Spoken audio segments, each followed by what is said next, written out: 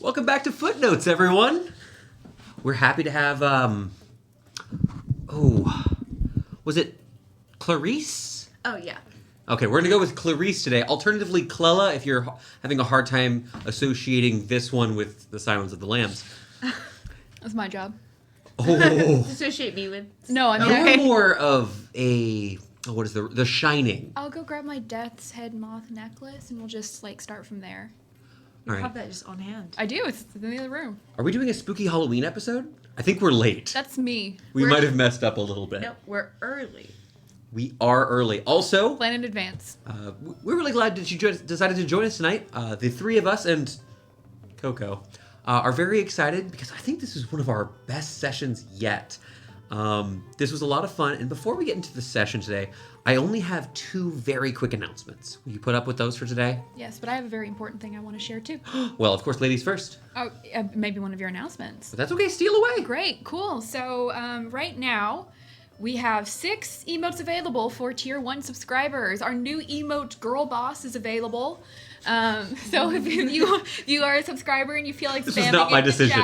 chat, Girl Boss. Girl boss. So I keep making them. It's my fault, I guess. You keep making girl bosses, we need to commemorate them. But we have a few slots open at Tier 2 and Tier 3, so if you've got ideas for emotes that you want to see or suggestions, go ahead, come join us in the Discord, pitch them. Again, the Discord's totally free, so you can just hop in there, say hi, and pitch away. We are very willing to take ideas from y'all and turn them into fun emotes that you can use. So. And Victoria raised a great point here. Now, you can suggest emote ideas here in the chat. We'd love to hear it. We'll talk them out. Get your feedback. Yeah. But when it comes to, we're going to gather ideas from fans like y'all, as well as people who are on our Discord, which is totally free for everyone. But in the end, we're going to take a poll of everyone who's in that Discord, seeing what emotes everyone likes the most, so that we make sure that we have everything available that people are interested in. I see the girl bosses have begun, and I don't appreciate it. And as we unlock more slots, more emotes again, will have to be created for them. So this is going to be an ongoing project of ours. Absolutely. And I thank you again for all your support. We really do appreciate having y'all. Oh my gosh. Thank you. I'm not really So many girl bosses. We need like a sub goal where if we hit, we do an oops, all girl bosses. That's one just shot. me. I mean, that's most of the one shots. Right. To be fair, I did run Oops All Girl Bosses right before this campaign as a one shot that we did. It was fun. It was very fun. Yeah. I had a lot of fun. Oops All Girl Bosses is always the best session. If I'm the boss of the girls, does that make me no? No, you're Charlie. I don't want to be Charlie. But yes, you were correct. That was part of my first announcement here. The other one, which I want to thank both Clella and Victoria worked so hard on running our socials, engaging with folks, and honestly giving me a lot of inspiration by telling me, hey, go check out the content creator A, B, and C.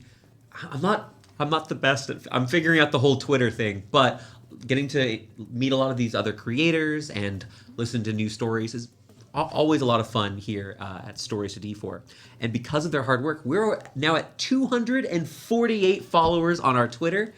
If you're not following us yet, and you have a little blue bird app on your phone, go follow us. Do you have siblings, parents? Steal their phone. Follow us on their devices as well. You can see some of our nonsense that goes on throughout the week. I bully my players regularly. We always post a couple minutes before stream starts that we're going live with kind of a little bit of a preview of what the session's going to be or the footnotes topics are going to be. Recently, we've also been taking photos of the various battlescapes that go on here. We love our miniatures, the warlock tile terrain pieces, and some dwarven forge, and putting these in end of session, the battle goes on, kind of build up some hype, and also sometimes our players do some planning of what their next turns are going to be between sessions, and so we'd love to have you on there and see if we can't hit that 250. Yeah.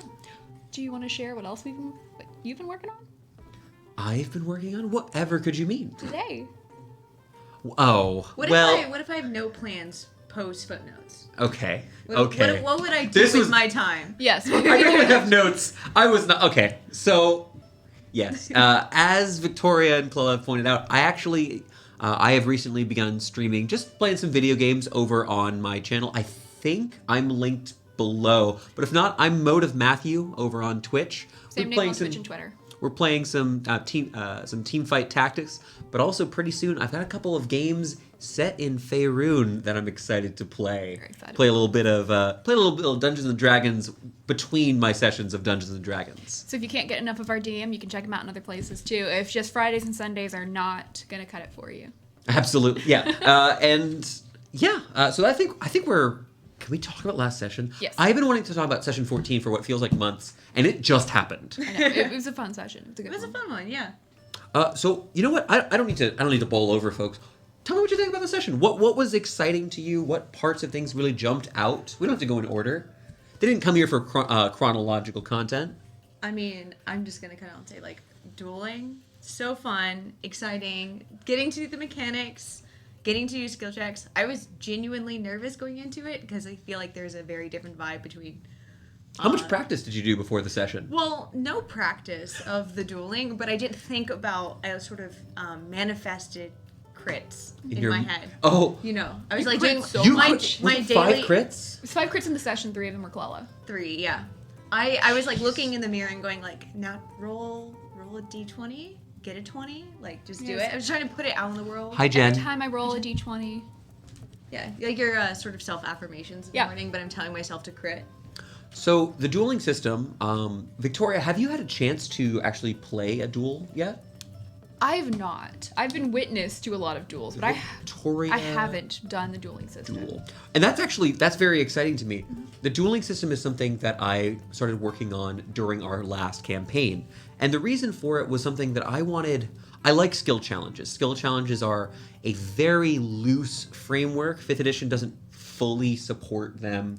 Not as a criticism, but it's very much in the DM's hands to handle complex skill challenges. And I wanted something a little bit more rigid for an adversarial skill challenge. And so what we did, and it kind of started off with using games, the game proficiency, such as Dragon Chest and playing cards. And I wanted a way for people to play versus each other as opposed in something other than simply. You'll get your poker game. 14 sessions have gone by and I have not played poker once. We're going to have a Friday night where we accidentally just play like an actual game of poker. On All right. A 2 of dragons. I'll just play blackjack. It'll be okay. And so the dueling system itself is very lightweight. So essentially how this works is that each for doing something like Dragon Chess, each player is going to select a method of play. So for Dragon Chess, it's maybe playing offensively, attempting a feint, bluffing. If you're playing poker, there's a small collection of these different options players have, each of which represent a skill. Mm-hmm. So trying to bluff would be a deception check. Never bluff. And yeah, never bluff. I can't. And essentially how this challenge works is that in Dragon Chess, if you're trying to perform an aggressive play, you might make an intimidation check. But based upon what your opponent selected, if you selected a feint, but I was being aggressive, well, then I kind of fell into your trap. And as such, Victoria, having used a feint, would have been given advantage. It's a very simple rock, paper, scissors sort of situation. Or to be more specific, rock, paper, scissors, lizard, Spock, as there are always 5 options. For dueling, it's a little different, but not too much. Yeah. Clella, would you like to explain? You don't have to tell the specific stances. I don't have the chart mentally You don't mapped. need the exact chart. It's okay. Yeah, no, can I just say it was really exciting if you have the feat Elven accuracy to play anything that like where the fundamental mechanic is you get advantage. Absolutely. But it was fun. It was a very different fight. I don't want to necessarily explain it step by step, but okay. I did love. My favorite thing I think about dueling is just that these stances are named after types of dragons, which is so fun. Like that's a little bit of world building, actually. Yeah.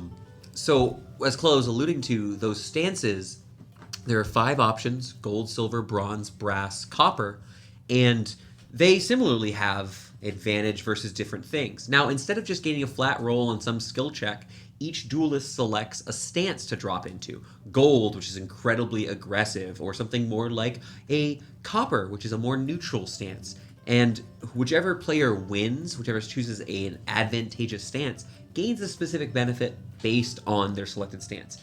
It is certainly an addition. So if this is not a system, once we bring this for the public to use, This isn't something I would recommend adding if you're working with a bunch of new players, but all of my players have quite a bit of 5e experience, and all of it can fit on a postcard if you'd like to explain the basic gist. It's very lightweight. The benefits range from advantage on skill checks to gaining resistance to damage. Yeah. And it's interesting too because in the past we had done a different type of dueling system where we kind of like it was a re-roll for initiative every round. Maybe something had happened, like you did a skill check and an attack or whatever. Yep. There's been different ways to approach dueling. That was version 0. Yeah. And I like this one because I wouldn't call it necessarily solvable, but like the more you know about who you're fighting, like, okay, is this person really showy? Is this person really aggressive? Are they like, if they're standing there with a tower shield, maybe they're going to be a little bit more defensive, So Clella demonstrated this. Yeah, I mean, we had 3 rounds, and I did get. I'm gonna say I got lucky for one of them, but the first one I thought a long time about what to pick and what I had exactly something guessed for what like the debonair duke would do, and I was exactly right. Yeah. With that like silver choice, so the more you know your opponent or can kind of figure out your opponent while you're fighting them, the better off you can be whenever you're trying to figure that out. And again, same thing goes for them. Maybe they're somebody who's highly perceptive or highly insightful, and so they may be able to also kind of figure out what you're up to as well. Again, that always becomes difficult whenever it's DM versus player in that intensive of versus when the DM knows who we are.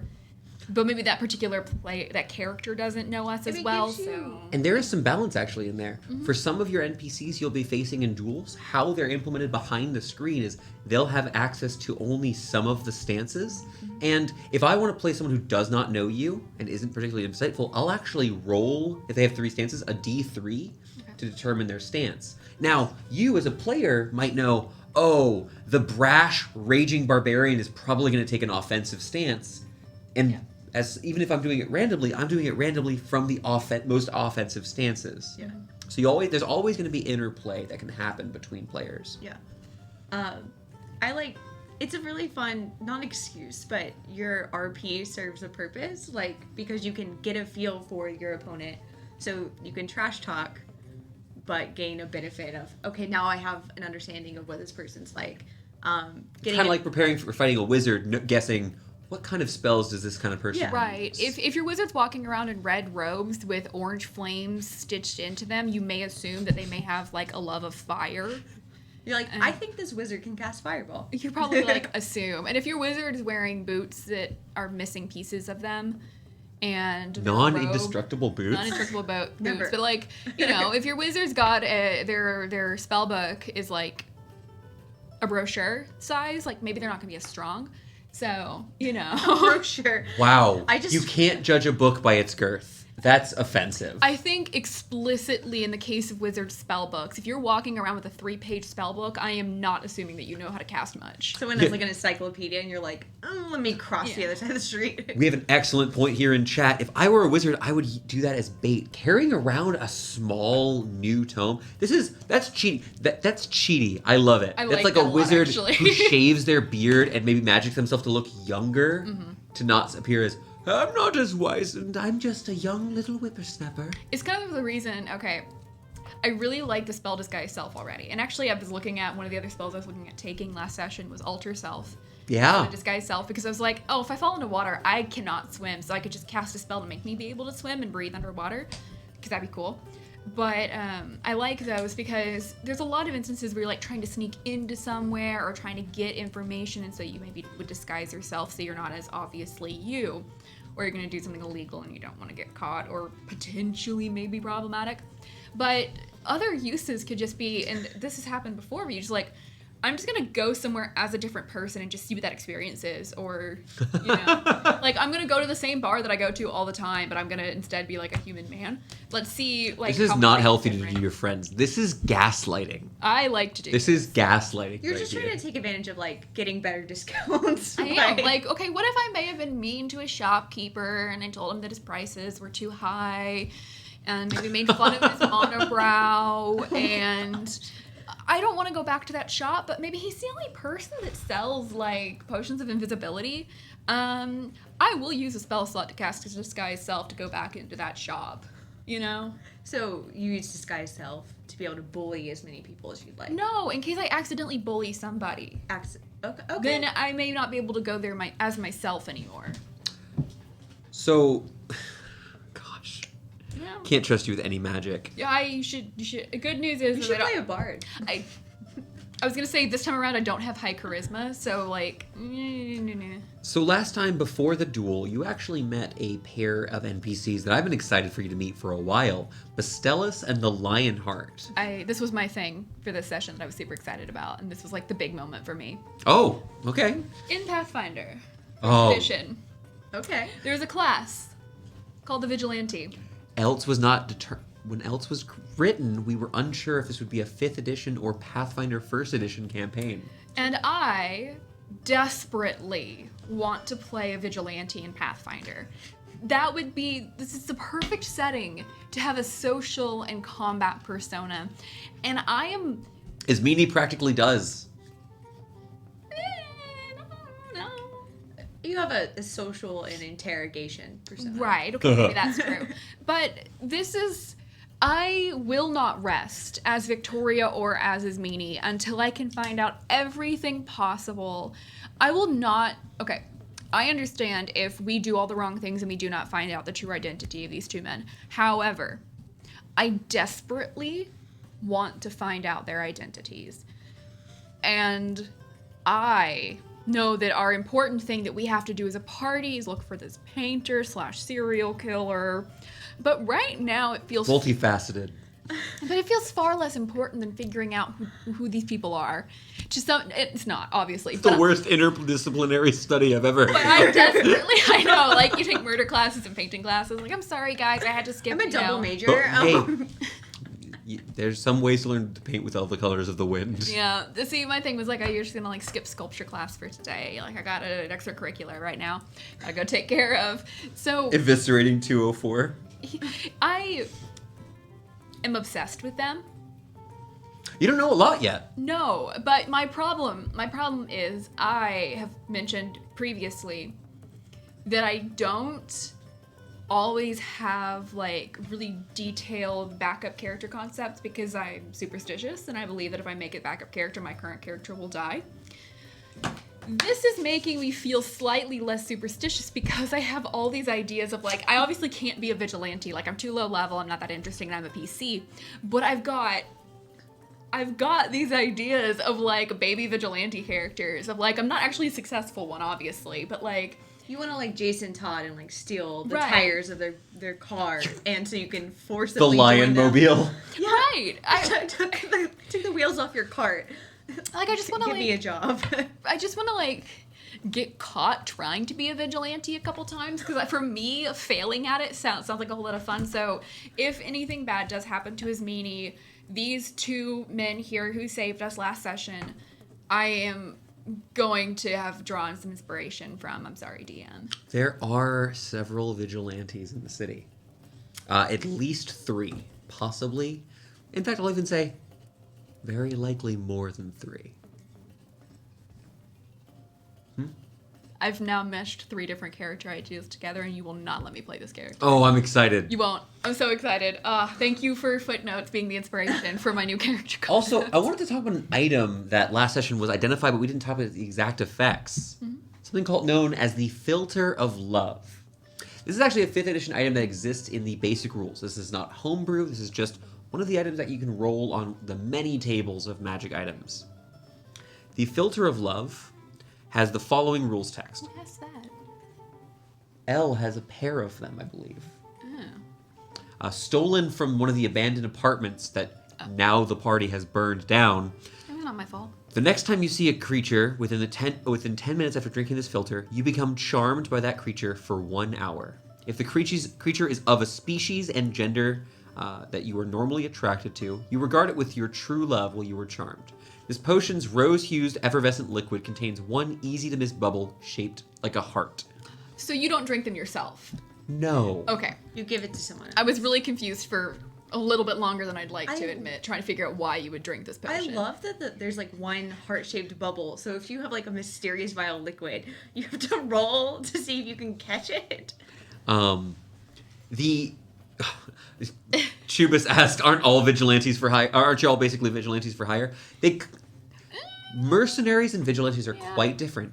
What do all mercenaries have? Legal sanction. Legal sanction Sanctioned in and else in this specific context. Ooh, that's So another we start idea breaking we'll enough go back to. laws, we become vigilantes. You'd become outlaws. Yeah. the Vigilante. mercenary to outlaw to vigilante Yeah. pipeline. Why were the filters there? Chat asks. Unfortunately, our party may never know. They didn't really do a lot of investigating there. They also did pull out a saddle, a strange, quite nice saddle. Y'all are so okay. I'm including myself, and y'all are so weird, but Everyone insists on the saddle. We really like our No, horses. Amanda repeatedly insisted on the saddle, if I recall. She's like, go get my saddle, go get my rope. Fetch my thing. Also, I would mention one thing with the rope. The rope itself was a normal rope using one of the tinkerings of the alchemist. The rope is replaceable. right. But if it was left behind and still standing somehow, then they would know that at least there was an alchemist That there. rope is going to be the MVP of the campaign. Like, we're going to get to the last session, and it's going to be a part of, like, the final mystery or something. It solves a lot of problems for us, or solve might even be the wrong word. No. Because there's like a couple different ways you could approach something, and then you pull something out of left field, but it just works because maybe it was something that was like, okay, like we could try to like scale this, we could try to go underneath the bridge and like sneak, or you like stretch a rope and tight walk, like tightrope across. But like this rope to me is just gonna be like, let's just try to use it in all these different weird, The rope can only go upwards. I can only go up. The rope of climbing specifically goes up. Okay. It has less options than you may we're think. we're going to have to make a twin that goes down Yes. and then tie them together. Wait. Everyone knows of the 3 great axial ropes, X, Y, and Z. Okay. You just make 3 ropes. Question. So tough. Question. Does the rope have to touch something at its peak? No. So what I need is an immovable rod. Got it. I mean, those are generically very useful. Those are useful but expensive items. But what you can do then is you don't have to worry about like trees or anything, but get sufficiently long rope and an immovable rod and have like decent balance. Play a ranger. Step 1 to plan. Play Step ranger. rope, play- I ranger. remind you how small the immovable rod is. I thought it was like something you could sit on. Not easily. Yes, I've yucked in your yum. I was really excited about the concept of putting Also- the rope out in the middle of nowhere. Putting the rope out in the middle of nowhere, climbing up the rope, setting up the immovable rod, sitting on the immovable rod. No, it's gotta be. It's like a hidden level, like in a video game. And Like, then- if we just put in this one spot and go up, well, we already know what's in the You're clouds. gonna clip through the ceiling? I was thinking about like clipping through the We ceiling clip to through the shoot at clouds. people. Hey, if I remember correctly, the skies above Elts are just filled with these strange runic monstrosities. None of us are vulnerable to lightning damage, so we gotta go there Currently. now. While we still Currently. can. Currently. Let's see here. What else happened this session? You had a run-in with an interesting group. Well, they didn't see you, but you did actually briefly come upon a group of consortium watchers. Watchers. The Watchers are actually a group of individuals who were hosted on another continent. They're not actually even from Gren, but out of game, they actually come partially as a creation that I worked on with Clella as we talked about before, making organizations as part of making a character is a lot of fun. And a little bit later, we're actually going to get into what we do when we're building out characters. So is making organizations as part of retiring a character. That is also true. I truly think that creating and ending characters... So everything about PC should alter your world in some way. And so using the creation, the lifetime, or the playtime, or the ending of a character, the retirement of a character, to some way alter your world in little or big ways is huge. Making a university, as your previous characters did. Going off and becoming a powerful ruler and governing over a land that then changes over the decades. I think all of these things are great ways to just keep your role play I'm not writing a book. I'm working with all of you to tell stories. I'm having a problem right now because chat's very interesting. Yes, And- Jake, a grappling hook would be easier. But- Dwarfalanti. Oh my gosh. But to explain myself, my intent was that if the immovable rod was long enough to just go out into the middle of the road in the middle of the night and put, like, somebody's gonna be coming that you want to try to snipe, instead of going into the trees and stuff where they'll be looking, go straight overhead. Get that rope really high up there, put that immovable rod up there, sit up on the rod and shoot down at them. rope trick. But I'm saying that I'm gonna play a ranger to do this, which we still need Gwynwyn to be alive and is meaning to have died. So there's a lot of interplay. So we need Yeah, we need okay. someone to And cast immovable rope rod, trick. Yeah. Yeah, okay. But like, see, like this is fun. This is a fun idea. I You love just go rope up real high and shoot at people in the middle of the night, in the middle of the road. For some reason, you've decided to waylay people. You know, Because you're a vigilante. to explain why. Now, I'm getting hints. if you're interested, we've got kind of talking about making characters and stuff got me a little bit excited about, do we want to talk about the big one? Yeah. The big thing that's happening? Can we officially, like, I think we've already said the name. Yeah. The name has already happened. So, Last session? as we mentioned previously, this last session, we're going to, in the near future, be running a one-shot. If you haven't been keeping up and you're here, hey, good for you. We appreciate you being here. But, if you don't remember, we're going to be running something called Tales from the Battlesphere. I've told you nothing about it. It's just a catchy little title. Yep.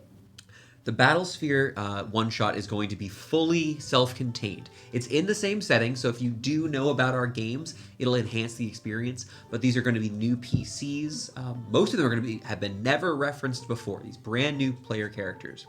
Additionally, it's going to be about it's going to be about the Battlesphere, which we've only ever alluded to. Neither of you have ever played a session in my Battlesphere. Nope. Nope. I have Never. played sessions that have heavily referenced the Battlesphere, but I've never actually played a session with Battlesphere at all. And so I was thinking tonight, here, now we're going to, once we'll be able to announce the date of the Battlesphere one-shot once we've hit our Twitch goal, which you can see below. That is our big goal to run the Battlesphere, because the Battlesphere itself is going to be a big, bombastic battle. The Battlesphere is a special, let's think of it as a massive piece of artifice. It's not quite a spaceship, but is a huge sphere that travels through both the planes and through space. It's a massive flying vessel. It's spaceship. It is certainly spaceship adjacent. Battle cube. Steven, it's not a battle cube. I will But fight it you on rolls this one. like a D6. The battle D12. Well, they roll it in space, and then whenever faces arbitrarily up. That's how they decide what plane to go to. My inertial reference frames. But the Battlesphere itself is a sort of interplanar arena to entertain the wealthiest, the most powerful. The creatures brought about from multiple, not just planes, but also settings, are all brought together to fight in various environments that are both conjured and crafted to be the most entertaining as they can for the audience. As I mentioned last time, we're going to be seeing some giants in this one shot. Very powerful. Kind of, some giants are beyond the power of the current party. This might be a little bit of a higher level one shot. Yes. Yeah. I was wondering if the two of you would like to start building our characters here tonight on stream. That's right, Jake. I didn't tell you this was happening. Sorry, Jake.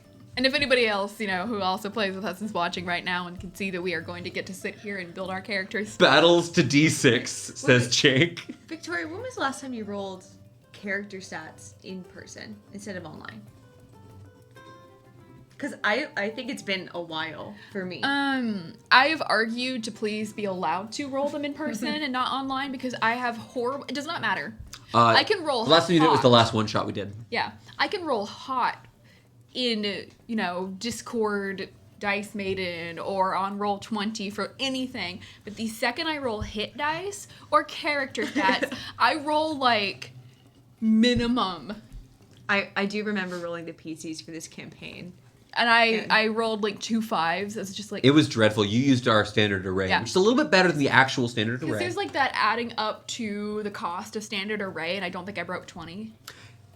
So Either one of my rolls. we talked about you build PCs in a little bit different way. Now, Clella, I believe, if I remember correctly, you have your own ritual you do, a process you tend to do before a character becomes too concrete, something you need to really flesh out a character. What is that? Well, I pick a Mitski song. You pick a Mitski song. Always.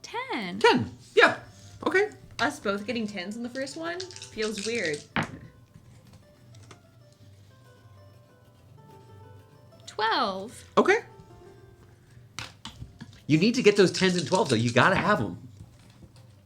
12. Okay. Oh, no. Ooh. 14. 14. You got a very Silas-y array at the moment. I can't add. What's my problem? 14. 14, great. Another 14. Hey, double 14's already gonna be pretty good. This is pretty good. Was that a 15? It's a 14, right? Is that a 6 over there? 16. 16. Oh my goodness, I can't. I told you I can't. I cannot read your marbled 5, die 5, from here. 6. I can't add, guys. By the way. All right. So we have These are two. really good stats. You have all positives. I do have all positives. Okay, I feel a little better. They're not. I didn't roll like an 18, but I didn't roll a 3. So you actually both rolled almost identically. Now Clella has one stat that's a little bit lower and doesn't have as much as the middling, but you do have a better top end. So if you end up playing something like a half elf, which we know there's about a 70% chance where they get +2, +1, +1, you actually could end up with 216 and an 18 at level 1. But we're not going to be starting at level 1, are we? We're not. Victoria, before I actually announce the level, did you have a thought on that level that Clella suggested previously? I rolled an increasing order of. You did. You rolled perfectly in order. I had a backup suggestion in case my suggestion. I like Did- your suggestion. Then we're going to do that because I was already good. I just want to get a consensus here before we start. The first tale from the Battlesphere will be an 11th level one-shot. High level play, mighty abilities, maybe a bit of powerful magic. You want to talk about classes? Now, unless you have a Mitski song ready. I don't have a You don't have a Mitski Mitski song yet. ready, okay. I don't have one yet. Have you ever tried building the reverse of where you randomly select a Mitski song and build a character off of the Mitski She song? has a new album coming out. I could just roll. There's only 3 of the songs out. I'll roll a D3 and then build a character around. Build the emotional landscape of the character that way. As a DM, does it make things hard? As a DM, does it make things hard when a player rolls like a 16 or something high on a starting stat? Thank you so much for the question. Before we continue on the character build, I want to actually talk about this. There are dungeon masters who feel that it's hard to begin play with these higher stats, and if that's what works for your table, I mean, I understand that works for your table. If I'm being frank, in 5th edition, I do believe that in the end, having players have a stat array that is relatively solid, having a high stat, it doesn't ever cause so I'll never have problems with it. A character starting with 20 in a stat doesn't break the game. It doesn't make things too hard for me to balance. I know how to tune my encounter dial up and down as needed. So it isn't a challenge in that sense. But it's less of a bonus, oh, they got a high stat, good. It's more of the alternative. Let's take Victoria's array of 10, 12, 12, 14, 14, 16. Let's bump it down to something that looked like 10, 4 12s, and a 14. I don't believe Victoria would have enjoyed her play quite as much. Not because Victoria isn't an excellent role player. The role play would be nearly identical. But having it so that only one of your stats has a significant bonus to it can cause all sorts of issues with, I want to be if you wanted to build a rogue, a skill monkey with those low stats, it would be challenging. Yeah. There are 2 different things I can bring with a player that have happened. I've played where, I guess 3 really. I've played where we had a threshold we had to reach at minimum, but a lot of people well exceeded that threshold. So my character was significantly weaker in stats. Even after we bumped you up a little bit. Even after there was some adjustments done, I took one of the devil's bargains as well, I think, where I let one stat get dropped so I could get another one higher. But it is hard to a degree to play at a table where everybody else's stats are significantly better than yours across the board as well. And it's not about like, oh, I'm not doing well. It's that it's a cumulative thing. All social encounters, you're going to be rolling lower for any sort of social. If you're investigating something and you're looking around, or you're trying to see if there's enemies in the distance. In combat, you're to hit, your damage is going to be lower, or you may not be hitting as much. So it is one of those things that as a player, it feels better if things are a little bit closer to even, and that will definitely, for me, influence what characters I pick. For example, I've told the story before, Ismini was going to be a very different build of a character, but because of the stats that I had, I didn't want to play a character that was multiple attribute dependent, so I didn't want to have high strength, high con, and high intelligence to play, or high dex to play instead of strength. For the wizard fighter multi-class, I was like, I'm just going to stick with just wizard, because I don't need multiple stats to be high, I only need that one really, intelligence for spellcasting. So there's that can happen. You can also be the player that has a significantly higher average. Someone with an 18 and a 17 before anything else. And my first character that I played, I rolled crazy well. And so in the beginning of the game, the other people, we all rolled, me used what we rolled. I was doing, conversely, pretty well in a lot of different checks. And that is a different kind of, I guess, awkward situation. And none of it makes the game inherently unfun. I talked with all my players before we start. Right. Hey, how do you feel about rolling stats? We made sure...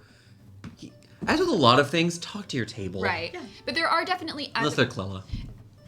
As a player, there can be these instances where if there's a large disparity either for your benefit or for your detriment, it can make play a little bit difficult because, you're all playing level 4 characters. You expect to be relatively, again, D&D or whatever system you're playing, maybe a little bit different, but relatively balanced to each other if you're all single-class characters across the board. Now, it's not perfect. Some people get massive increases in power at different levels, but... How has Elle felt? Elle rolled... Clella, you rolled very well for a Lilier. Have you been having fun?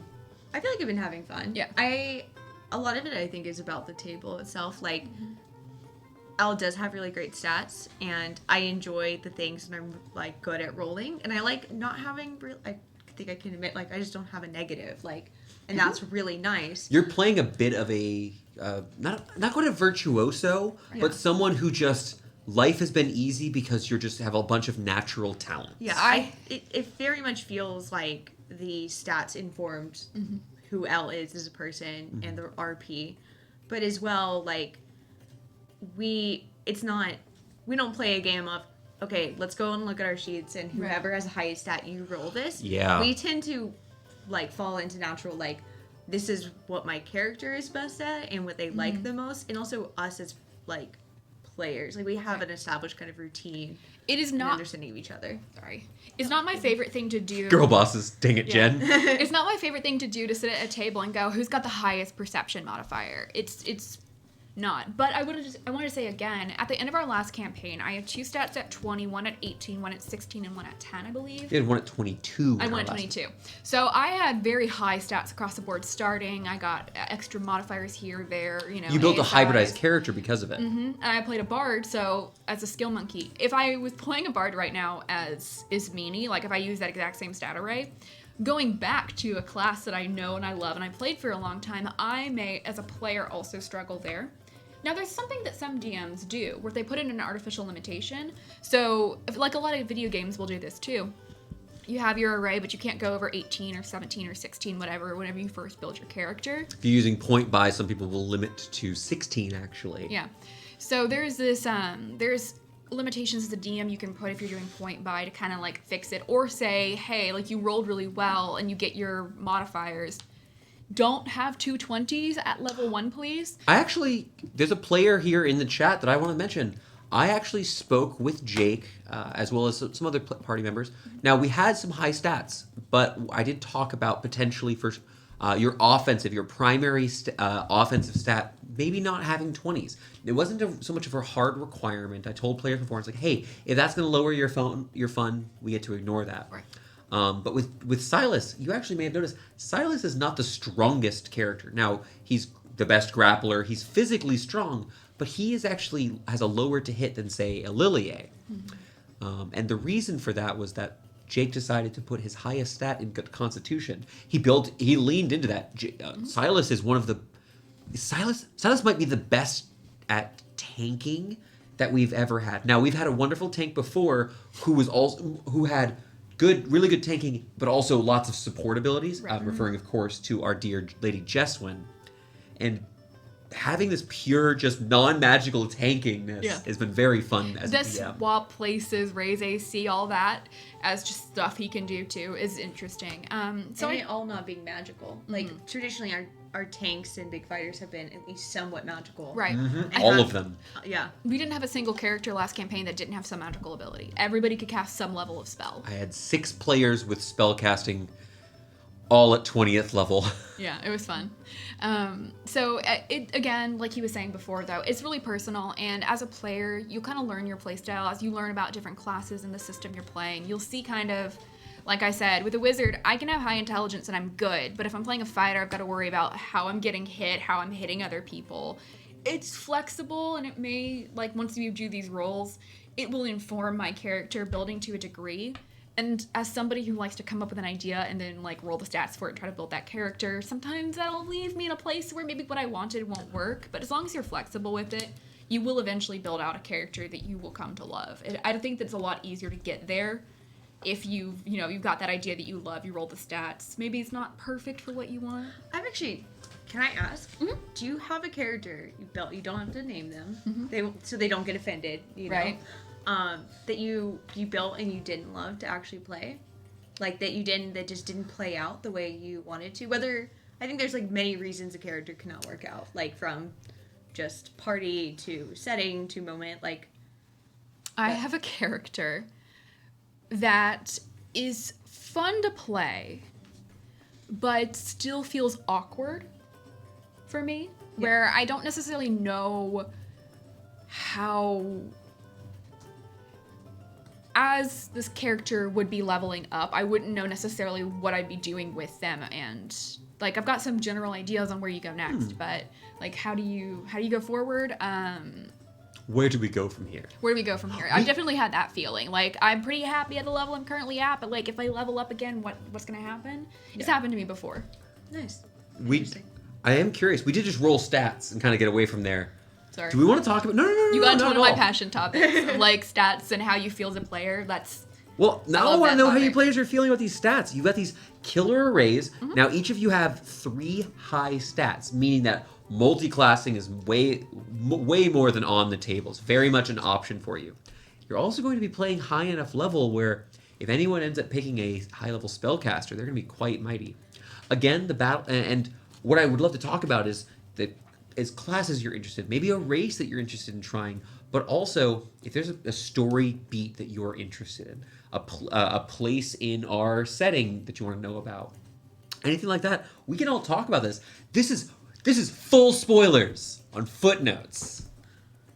I already have a list. Oh, yes. Okay. Of I have a course. character. You have a character?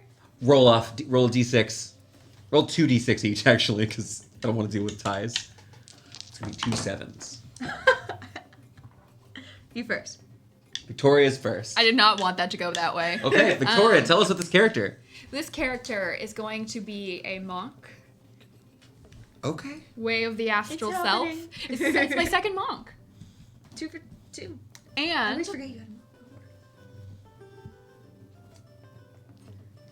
my team's gonna suffer.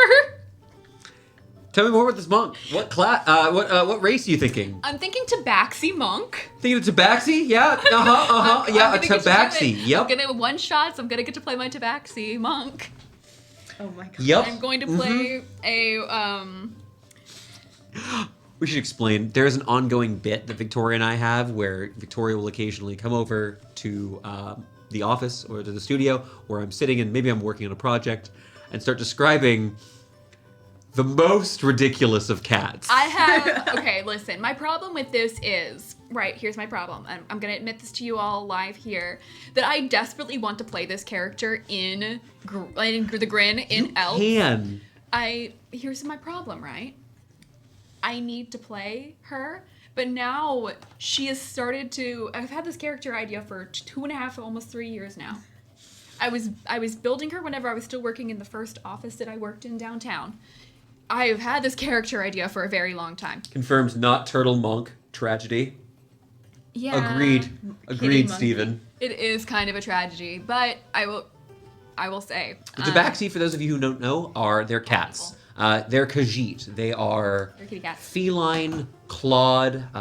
They are intelligent. They are short-haired cats. I do miss Marvelous. Do you get to pick, like, being a calico? Absolutely. Or Yeah, you get to just pick what you look like. Additionally, there are be a snowshoe? Like my cat. there is another type. There are two primary types of cat folk in our setting at the moment. Three, but the third one's kind of odd. So the first one, and just the one that Victoria is referring to, is the Tabaxi, which are cat-like, specifically like house cats. Additionally, there are the cursed were-tigers. There's other forms of were-beasts that are were-cats, but they're cursed. They're a little bit different. And finally, there are the Leonin, lion folk that are quite honorable. And now, shouting out my friend Jason here, some of my favorite PCs I've seen. Yeah. It was a really good PC. He was very put together. It was the most stoic we have ever seen Jason. Yeah. But The shedding is dreadful. But this particular character. There are of mine, people allergic to Tabaxi. There are Oh my gosh. Canon. There are 3 different characters that have spawned off of this one character idea. So whenever I come and I say I want to play my Tabaxi, it no longer is one character. Nope, this is no longer the other classes, which I can't say. Right. This particular Tabaxi is not the same class as the other 2 Tabaxi I spoke of today that I haven't said which class One ideas day, they were. we're going to be able to make fun of you for having your tabaxi thing the way that you all give me shit for the elf thing. No, here's the thing. I'm a dwarf player. I get it. I've played multiple dwarves. I loved every time I've played a dwarf, but I'm trying to give myself some space after my last character. And Death is on the table. How far away from my bard can I get? My dwarf bard? Tabaxi Monk? Tabaxi Monk is pretty far away. Pretty far. It's pretty far. I'm giving myself... Are you thinking pure? Way of the Astral Self Monk, yeah. A pure 11th level monk. I love Come at me. just I'm gonna be having very one fast. class. I'm thinking Way of the Astral Self because I haven't played any of the Tashas. I haven't really played a lot of anything from Tasha's at all. So I was looking at Twilight Cleric, but I'm thinking, do we gonna go Tasha? Circle of Stars. Druid. That was Cleek, my druid. Oh, you did play it. I did play a Circle of Stars druid. It was really fun. Now, we don't know yet which players will be available for this one shot, so we're not entirely sure of the entire cast yet. But again, once we've hit our goal that you can see below, we're going to be scheduling a date, getting together the set. I'll be finishing up painting some minis. Maybe I'll do some miniature painting on my other channel, Mode of Matthew. If we hit our subscriber goal, I get to play a cat girl. Yes, if you willingly. you get cat ears. Are you gonna wear like a cat ear? I would never like that? tell. Yes. 100%. Hit the subscribe button. You have Amazon Prime already. We know it. You've been getting toilet paper delivered. We won't judge you. We know you just want a clean bum, and we respect that. And because we respect that, go ahead and click the subscribe button below. We'd love to have you. I have ordered picante sauce on Amazon through Whole Foods. You've described our shame. So that's Victoria. Yep. Clella, That's all. we've stalled for you. You have ideas. I mean, 2 of these ideas are things that I love doing, which is a divination or evocation wizard, because my last divination wizard was an evocation wizard with Portent. Well, not literally, but just in that. Yeah. You were a divination wizard who specialized in evocation magic Yeah. and conjuration magic. Okay. I was a war wizard. Yeah. A wizard in the Which war is times. It's one of the things I thought about for his meeting was actually playing that war wizard subclass. They get lots of they get to absorb spell energy. That's cool. Super essentially. fun. Yeah. So wizard is an option. Yeah, I love divination wizards. Yep. I love evocation wizards. Spell sculpting is so cool. But Yo, is Meanie with sunglasses. oh my gosh. Jake, thank you. Yeah, spend those channel points. I'm saving mine for the day we have like a something insane option. And so wizard is one. What is the other option, Clella? I can't keep stalling forever. No, you are not allowed to. So I had to discuss bad reputation. not a cleric, because I have not played a cleric, and I don't have plans to play a cleric. I will make Clella play a cleric, and she will be mad that she enjoyed it. They're the wizard of divine. They're just wizards You have with armor. Yeah. Yes, I understand this. I really love clerics. Now It's I'm already a regretting stretch for it. me to say, but I put Laura Bard on this list. I've always said the Bard is one of those other classes that I won't super touch. I really like I really like prepared casters. Nope. And I don't. it was so hard to learn play So sorcerer. here's the thing. Here's my comment, and I will say this about the sorcerer thing, is you when you play a one-shot and you pick spells out, you pick the same number of spells as prepared casters. It's literally the same.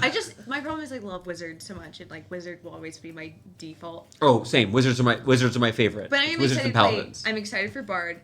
I'm excited for bardic inspirations because I love those. I'm excited for cutting words because that ability is so awesome. I miss it so much. The whole like how many characters do I have to kill off before I get to play a bard thought has gone through my head, where I'm just gonna like show up to a session and jump in a fire because like I love lore bard. It's so much fun to play. I'm excited. Jake has nailed it on the head. I still think that Clella would love the arcane domain cleric, alternatively the knowledge domain, which are essentially armored wizards with knowledge of Mystra and the Weave. I like to work cleric. Would be fun. The Lady of Mysteries.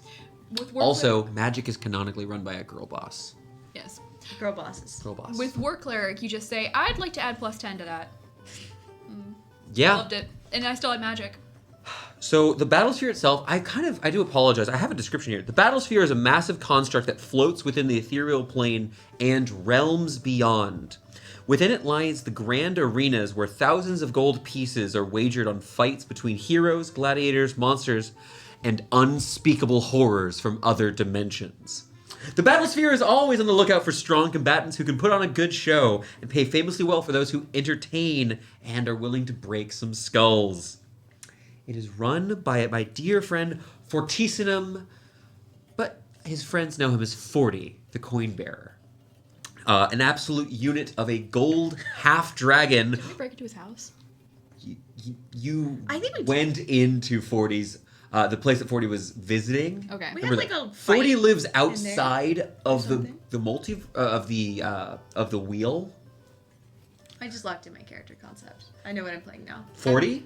No, Would no, you no. like to be a fat half-dragon? No, Noodle? I'm gonna be a tiefling lore bard who's trying to pay for a certain dowry. I've just decided. Now I'm locked into it. So, you've mentioned before, you'd like to be from... Can I say where you said you wanted to be from? Yeah. So Clella mentioned wanting to be from the Vorax Empire. Vorax Empire is located just to the west of Eltz, which is where all of our campaign here on the stories come from. Yes. Never eat, Saki. But also is the home of both Silas and Gwynwyn, having hailed from a small village known as Anton's Rest within the Vorax Empire. The Empire itself has dwindled considerably in the decades since our heroes last visited, at least on the mainland, though their colonies elsewhere have expanded tenfold. I would like to either be a cat cleric or a cat monk. So this is great. This is good. I get to go and fight things in both concepts. Oh no. You know how I said I had an idea for each class with the dwarf? It's happening. No. Okay, would you rather me Everyone has a bias, right? Like, everyone has to have... Would you like... Everyone has a thing they like. I can replace it with Owlin. I know. I'm excited for this tabaxi. Yeah, I'm excited to meet this tabaxi. I've been waiting to meet her for several years. A deep burden on my soul at the idea of you playing every class as a tabaxi. Because we've established what tabaxi are like. Yes, we have. Do you know the name of this tabaxi? Oh. Are you going to use that name again? No, that is a name that has to be for a long-term character. That's my one thing. Okay. I have to save that name. Well, then we'll save the name talk for a later day. Thank you, because I have a great tabaxi name. Would you like to share it? No, I'm gonna leave this for a spoiler. Or a thing in the future. Yeah. Additionally, one thing that I'm very excited to announce, and I'm also really excited, Victoria and I are going to be working on this kind of behind the scenes. The Battlesphere is a one-shot, meaning you don't have to know anything about it beforehand. But if you show up in the chat and join us live for it, we're going to actually be having the crowd influence the battles. There will be active polls as we're playing to change the encounter dynamically. Occasionally, you will decide the fate of our heroes. We can do stuff with channel points as well. Can we use channel points for them? You can set up your own rewards for channel points. For 100,000 channel points, you can kill a PC of your choosing. Okay, I need to just turn on our streams and not do anything else. So what this means, if you'd like That's to how you be cycle through characters. what are known as the patrons of the Battlesphere, you'll be able to. Now, I didn't realize you'd be able to purchase things. You but can just do polls as well, but I think that potentially for like for big things, we can do both. Effective things potentially, because if you watch the channel, you get channel points. Channel points don't cost money. You can't buy any. You just get them by being here.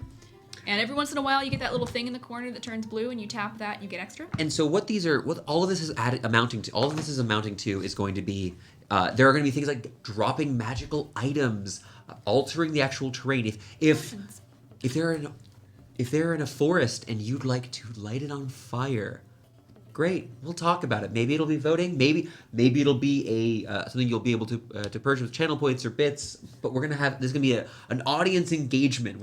Chat is gonna do some nonsense on this day. I have seen in instances of video games before where Twitch plays D&D. where somebody has set up, you can't use healing items for X amount of time or X number of rounds before. So you could do something like give a healing potion or say you can't use one. So if you watched Hunger Games and your takeaway was, I would love to be able to drop items medicine and help and food, I think in the canon, into a realm of perhaps not children battling to the death. Tales of the Battlesphere. I will tell you, there will Same not be experience. children fighting to the death in the Battlesphere. So I need to change. I need to change my character concept. We were both building like. I was gonna be 14. Yeah, I built a 14-year-old high school freshman. Yeah.